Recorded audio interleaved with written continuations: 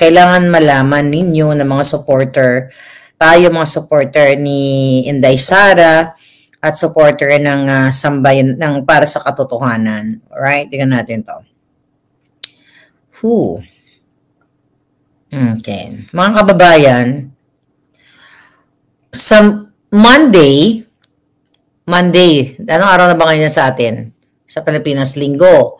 Sa Monday, may instruction ang palasyo ng mga ahas with tambaluslos. Okay? May marching order po ang Malacanang. Si Bangag. Well, wala namang ibang bida dito sa katarantaduan. Si Bangag, si Lisa at si Tamba. Grabe, ang lupit po ng kanilang script. Lahat may script. Okay? Ang next na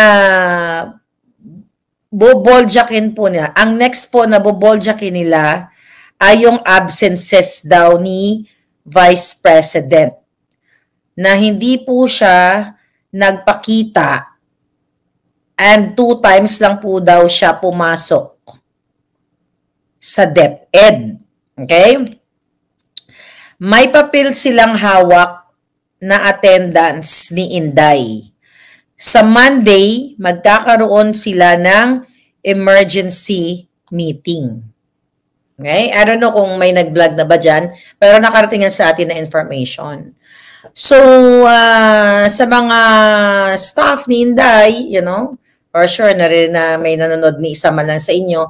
So, yun yung information na natanggap ko ayon sa ating puting ahas from the Congress. I-forward ko rin tong messages na to later sa mga pwedeng, you know, mag-forward. So, ito ay utos ni Bangag, utos ng Malacanang, utos ni Tamba. Ayaw daw nilang tantanan si Inday Sara. At ito ay inutos sa WOD Committee. So again, titirahin nila si Inday Sara sa absences sa DepEd. Ang naisip ko dyan, di ba sabi ni Inday, yung scar ni Inday dito na sinasabi niya na gorgor siya. I don't know, wala pa siyang mention doon kung ano talaga nangyari, di ba, Ma'am Parvina? And Garen Mijares, thank you. Wala pa siyang, pero by just, you know, assessing it, hindi ko naman alam kung ano talaga yung nangyari kay Inday dito. I believe, nagkaroon siya ng, you know, thyroid surgery. I'm not sure. Ayoko pangunahan kasi hindi naman yan na-mention kasi may scar siya dito. Yung sinabi niyang sinubukan siyang ginurgur, you know, that is really, it's not literal. Pero I believe, dahil nga syempre kung inoperahan si Inday, kung may nagkaroon siya ng operation, during that time, mayroong recuperation period. So, tingin ko yun yung titirahin nila kay Inday kasi nga, ayon sa ating source, Vice President Inday Sara, nahawak nila yung iyong attendance. Ito mga putang inang ito, wala na talagang magawa sa buhay. Imagine niyo kasi gusto talaga nilang i-impeach si Inday Sara.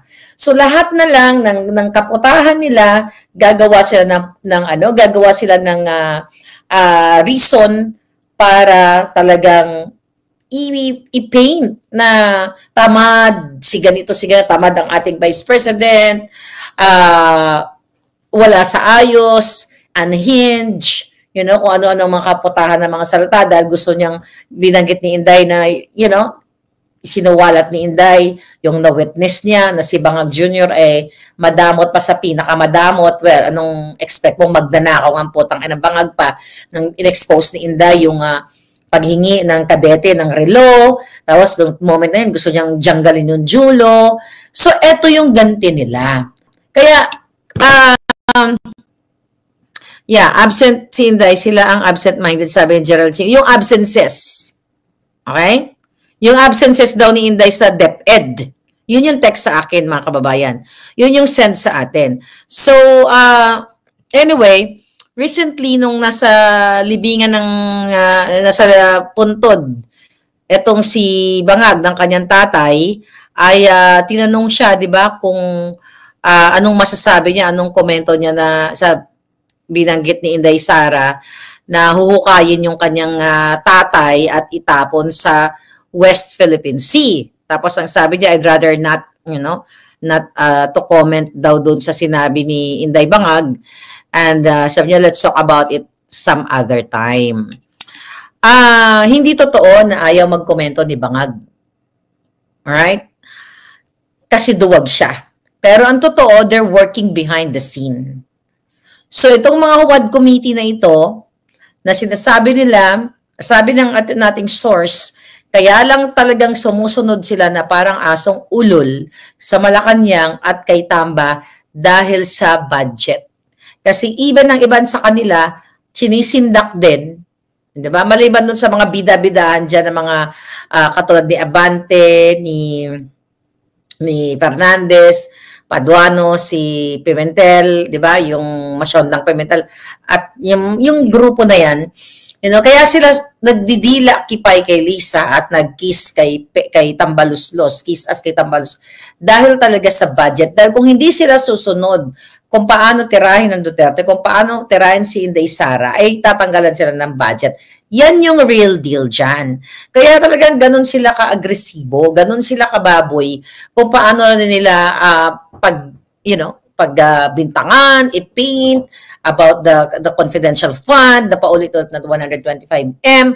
Kasi ang utos nga, ang mando ni Tamba to destroy Inday Sara sa kanyang ambisyon on 2028, mga palangga, then 4 years from now, sa kanyang pagtakbo.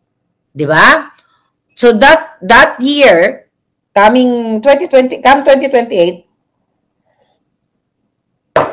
yan talaga yung target kay Inday, sirain siya. So now ipakalat nyo yan, i-comment nyo na sa Monday, magkakaroon ng emergency meeting diyan sa House of Representatives, House of mga kawatan. So, may nakakarating naman sa atin ng mga information, pero kung kayo dyan, like kayo yung mga gwardya or whoever you are, mga staff dyan sa Congress, so makimatsyag na lang kayo. Alright? Magkaroon ng emergency meeting at pag-uusapan nila kung paano nila targetin, panibagong target kay Inday Sara. So far, yung hawak daw nilang papel ay absences ni Inday sa DepEd. So, kung natatandaan ninyo, yung scar ni Inday, nung sinabi niyang ginurgur siya, nasa DepEd pa rin siya noon eh. So, I believe, yun yung gagamitin kung bakit nag-absent siya. And, maano naman ni Inday yan? Ma-justify naman niya yan at, well, sa inyong sa boses ng taong bayan, mas mananaig ang katotohanan. Kaya nga you rally behind them. So ngayon, actually recently, dito sa group chat namin, may bago palang balita. It's about Inday din. Okay? Ano ba date ngayon dito sa amin? November 3. So November 4 dyan sa inyo. Mga kababayan, mga palangga, tingnan mo kung gaano ka-demonyo tong gobyerno ninyo, ha? I will read the news. Okay, here. So, yung Huwad Committee ay nag-request ng lookout bulletin para sa Office of the Vice President Executives. Sabi dito, who have been snubbing panel inquiry. Alright? Ulitin natin. Si Rainier Chu, ini-snub din ng inquiry pero hindi binibigyan ng lookout bulletin kasi BFF ni Bangag. Okay? Nasangkot sa Pogo. And now here. Sabi dito, a House panel has asked the Department of Justice to issue a lookout bulletin under against 7 officials from the Office of the Vice President who are being investigated for their hand in the alleged mismanagement of government funds under the Vice President Sara Duterte. This is directly attacking the Vice President actually. So ngayon, nag-release sila ng bulletin, ng lookout para pag umalis itong mga taong ito, magbakasyon or whatever, piperwisyohin nila ang buhay ng mga empleyado o yung mga officials under kay Inday. Ang nasa likod po nito, ang tatlong demonyo. Si Satanas, si Bangag, at si Tamba, at ang mga kakampi nilang demonyo. Now, ayon dito, sabi dito, a House panel has asked the DOJ to issue lookout bulletin order against 7 officials from the Office of the Vice President who are being investigated for their hand in the alleged mismanagement of government funds under the Vice President Sara. Ay, nako. Ito palang mga palangga, hindi pa to convicted, 'di ba? Iniimbestigahan. Ito 2022 pa itong issue. 125 million ang involved dito at ito ay hindi ninakaw. Paulit-ulit na itong naipaliwanag ni Inday. Hindi to tinakaw. Pero ulitin po natin ang 1.4 billion a day na flood control, walang gustong panagutin yung mga puki ng inang Huwad Committee na ito. Pero ito, dahil gusto nilang tirahin si Sara, gusto nga nilang gurgurin yan. Ang mga Duterte, kaya lahat na lang ng panggigipit, lahat na lang ng pambubuli, lahat na lang ng pangaharas, lahat na lang ng pagpafabricate ng crime ay ginagawa.